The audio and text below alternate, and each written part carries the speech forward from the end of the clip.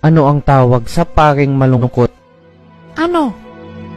Depressed. Ang tawag sa mga taong hindi nagsusuot ng necklace? Ano? Mga walang kwentas.